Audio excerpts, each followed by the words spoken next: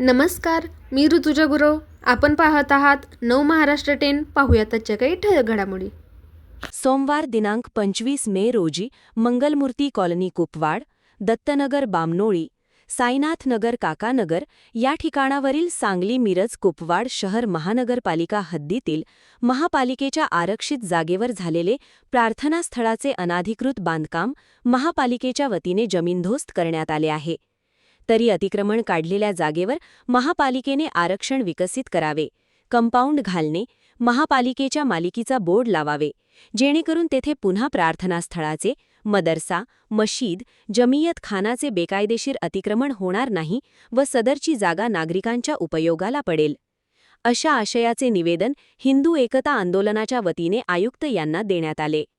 यापूर्वी आम्ही सदर अतिक्रमण काढणेबाबत हिंदू एकता आंदोलन, राष्ट्रीय स्वयंसेवक संघ, शिवप्रतिष्ठान हिंदुस्थान यांच्या कार्यकर्त्यांनी वेळोवेळी आंदोलन करून तसेच माहितीच्या अधिकाराखाली माहिती गोळा करून महापालिकेच्या निदर्शनास सदरची झालेली अतिक्रमणे, परवानगी न घेता केलेली बांधकामे, पूरपट्ट्यात केलेली बांधकामे निदर्शनास आणून दिलेले आहेत. तरी कुपवाड, बामनोळी, काकानगर या ठिकाणावरील बेकायदेशीर प्रार्थनास्थळाचे अतिक्रमण बुलडोझर लावून काढण्याचा धाडसी निर्णय घेतल्याबद्दल हिंदू एकता आंदोलनाच्या वतीने आयुक्तांचे, उपायुक्तांचे व अतिक्रमण पथकाचे अभिनंदन करण्यात आले.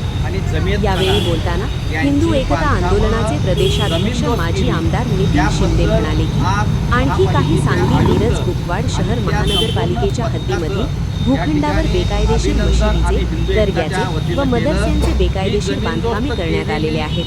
ते असेच धाडसी निर्णय घेऊन जमीनदोस्त करावे, यासाठी आमचा पूर्ण पाठिंबा तुम्हास राहील. यावेळी शहराध्यक्ष अनिरुद्ध कुंभार, जिल्हा उपाध्यक्ष राजू जाधव, पै प्रदीप निकम, मनोज साळुंखे, प्रसाद रिसवडे, गजानन माने, श्रीपाद भोंकर, दिग्विजय शिंदे, अनिकेत आंबुळे, सुजित पाटील, राम काळ, रामचंद्र जोशी, लता पाटील, दीप पाटील, शुभम कोळी, अनुज निकम. हिंदू आणि आम्ही आणि सर्व हिंदुत्ववादी संघटना त्याच्या विरोधामध्ये लढतायत.